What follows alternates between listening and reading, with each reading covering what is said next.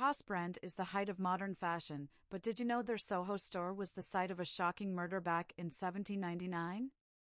In fact, the store located at 129 Spring Street is said to be one of the 10 most haunted places in America, according to the Travel Channel. This is the fascinating tale of Gulielma, Elmore Sands, Levi Weeks, the Manhattan Well, and the spirits that linger behind still today. More than 200 years ago, Gulielma Sands, better known as Elma, lived in a boarding house at 208 Greenwich Street. She met a carpenter named Levi Weeks who lived just down the street from her, and the pair soon struck up a secret romance. With a plan in place to elope, Elma left her boarding house on December 22, 1799, knowing in her heart that she would return a married woman. She was wrong. She'd never return at all. Elma's cousin, Catherine Ring, reported that Elma had left that night around 8 o'clock. At least that's what she thought. She'd heard the door close, but never saw Elma or Levi leave the home. However, she did see Levi arrive at the house at 10, demanding to know the whereabouts of his fiancée. This disruption caused panic to spread through the boarding house. During an investigation, a witness claimed to have seen Elma in the Lispinets meadow that night. Though it was said she was spotted with 2 men, those men could not be identified. A few days later, Elma's body was discovered at the bottom of a well in the meadow. Evidence revealed that she had been strangled to the point of losing consciousness and then thrown down the well to be disposed of. The impact cracked her skull, and as she failed to regain consciousness, she ultimately drowned to death. So began America's first recorded murder trial.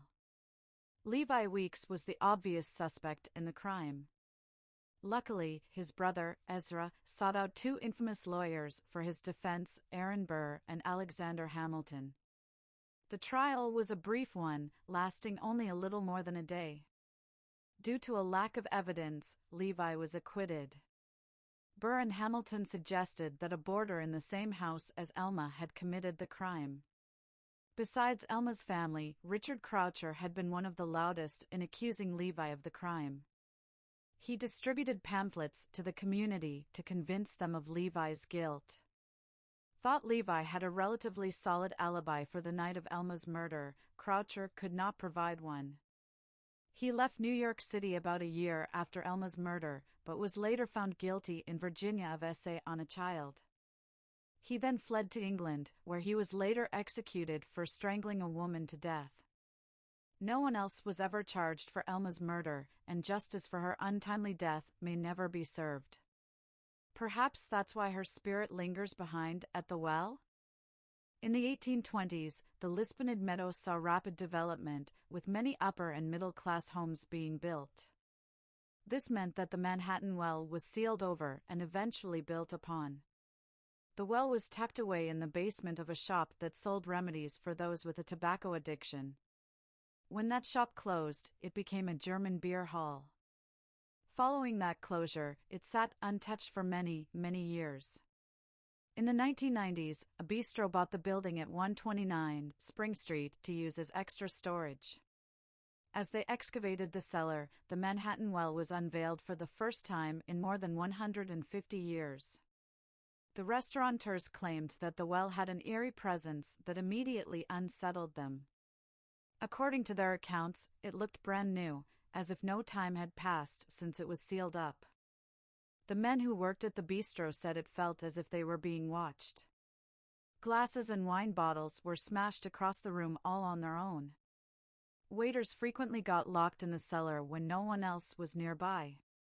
A busboy even claimed to see a woman in 18th-century clothing, dripping wet. Today, this building is co-owned by H&M and COS. Beneath the trendy clothing shops is the well, which still appears to be in perfect condition. The employees claim they've had no shortage of unusual occurrences in the building, including disappearing merchandise, frequently breaking elevators, and inexplicable electrical shortages and outages. These events are often blamed on Elma.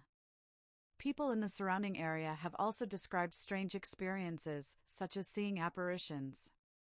Some even say they hear the haunting sound of Elma screaming, pleading for her life. There are many who believe it was Elma's cousin, Catherine, who caused this chilling haunting. After the jury found Levi innocent, Catherine stood and called upon the Almighty to curse the room. Some believe this curse was the cause of Judge Lansing's death, as well as several others. Lansing left his Manhattan hotel one day about 30 years after the trial to mail a letter at the post office. He never returned to his room, and no evidence of his whereabouts were ever found. Locals attribute his vanishing to Elma. We all know what happened between Hamilton and Burr. For those who are curious about this infamous murder and haunting, the Manhattan Well is unfortunately unavailable to the public. However, exceptions are sometimes made upon special request. Thank you so much for watching, and I'll see you in the next video.